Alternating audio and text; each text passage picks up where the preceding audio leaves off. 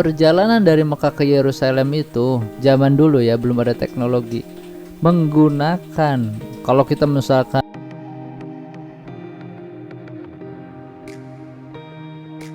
Assalamualaikum warahmatullahi wabarakatuh. Bertemu lagi dengan saya Soleh Afif di channel Catatan Sejarah. Channel ini membahas tentang berbagai macam sejarah, baik itu lokal, internasional, kedaerahan, agama, ketokohan, dan lain sebagainya. Oke, untuk teman-teman yang baru gabung di channel ini, silahkan tekan tombol subscribe untuk menambah semangat dan kemajuan channel ini. Oke, sebetulnya kalau mengenai Isra Mi'raj ya, itu sudah tergambar di ayat Al-Quran surat Al-Isra ayat 1. Saya bacakan saja artinya ya. Jadi Maha Suci Allah yang telah memperjalankan hambanya, yaitu Nabi Muhammad, pada malam hari dari Masjidil Haram ke Masjidil Aqsa yang telah kami berkahi sekelilingnya, agar kami diperlihatkan kepadanya dengan tanda-tanda kebesaran kami. Maksudnya Allah itu ya. Sesungguhnya Dia Maha mendengar dan Maha melihat. Oke, Isra dan Mi'raj ini adalah suatu perjalanan dari Mekah, maaf ya, ke Yerusalem. Dari Masjidil Haram ke Masjidil Aqsa menggunakan buruk. Perjalanan dari Mekah ke Yerusalem itu zaman dulu ya, belum ada teknologi, menggunakan, kalau kita misalkan menggunakan joki kuda, dan kuda yang bagus, joki yang handal, itu 7 hari, kurang lebih 7 hari itu baru nyampai saja, belum bolak-balik. Itu tanpa berhenti ya, terus naik kuda terus.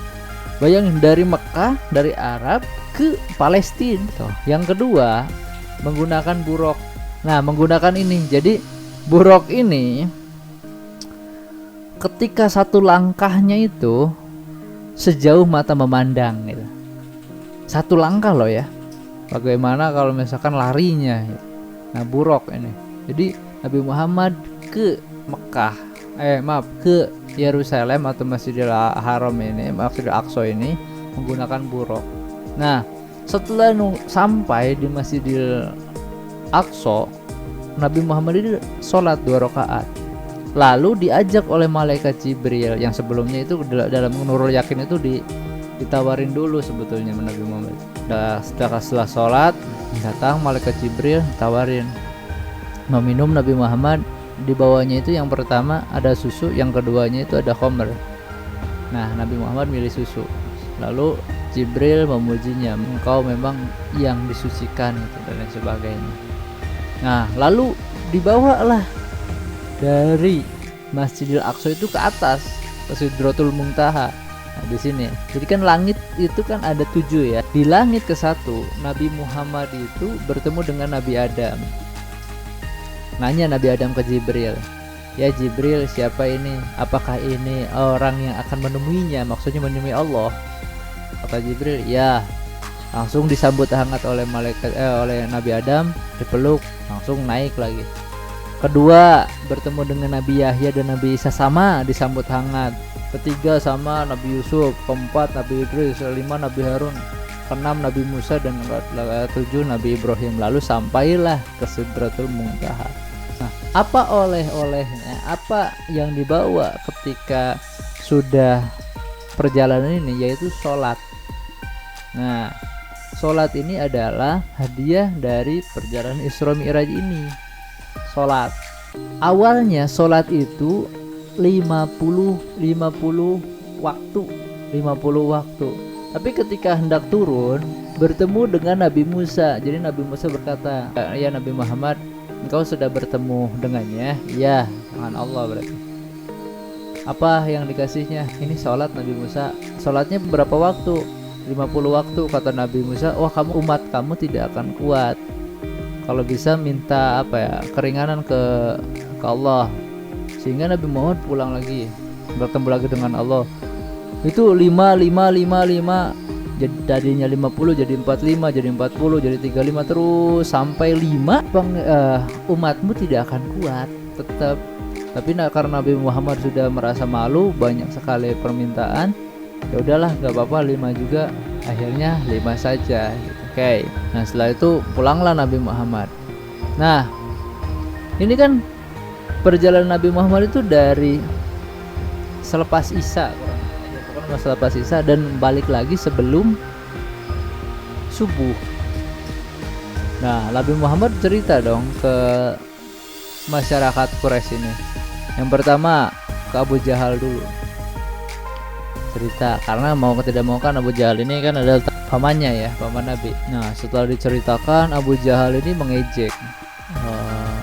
Kalau mungkin bahasa saya seperti, "Ayo teman-teman sini, Nabi Muhammad mau cerita nih. Mau cerita sesuatu sini. Lihat." Nah, Nabi Muhammad ceritain lagi tentang peristiwa ihram itu. Mereka ini tepuk tangan. Orang kafir Quraisy ini tepuk tangan tapi mengejek. Jadi kalau gitu, kalau kita mungkin kayak, "Oh gitu ya, baru kepro-kepro," tapi hatinya tetap mengejek. Lalu ada orang kafir yang pernah ke Masjidil Aqsa itu, ke Yerusalem itu, ngetes Nabi, di sana itu ada apa? Kalau kamu emang udah pernah ke sana. Nabi Muhammad menjawab, di Masjidil Aqsa ini ada pintu anu, ada pilar anu, sedetail mungkin. Terus nggak sampai situ, dites lagi. Ada senang golongan saya ini lagi tadi habis dari sana. Kira-kira udah sampai mana ya? Oh iya, tadi saya ketemu sama golongan yang dagang itu, kafilah itu. Nah, dia lagi pulang loh, bentar lagi kesini. Oh gitu. Unta yang paling depan kecil apa besar? Oke gitu dites. Kata Nabi Muhammad, rombongan itu ada seanu, ada orangnya seanu, untanya seanu, jelas itu dijelaskan oleh Nabi Muhammad. Paling depan itu adalah unta yang paling muda.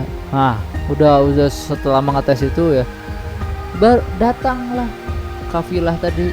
Dan betul yang diomongkan oleh Nabi Muhammad, bahwa yang paling depan itu adalah unta yang paling muda, orangnya segini, untanya segini. Nah, orang-orang itu tetap saja, orang-orang kafir tidak percaya kepada Nabi Muhammad, tetap saja, melainkan tambah benci.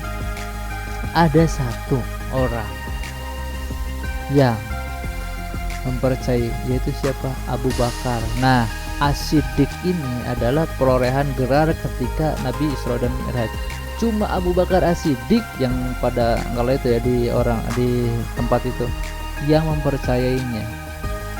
Atau orang-orang kafir kan, "Abu Bakar, kamu percaya omongan Nabi Muhammad seperti ini?" "Bahkan lebih dari ini pun saya percaya," katanya gitu. Nah, dari sana ada gelar Abu Bakar As-Siddiq. As-Siddiq ini dari situ. Itu saja dari saya, kurang lebihnya mohon maaf. Akhirul kalam, assalamualaikum warahmatullahi wabarakatuh.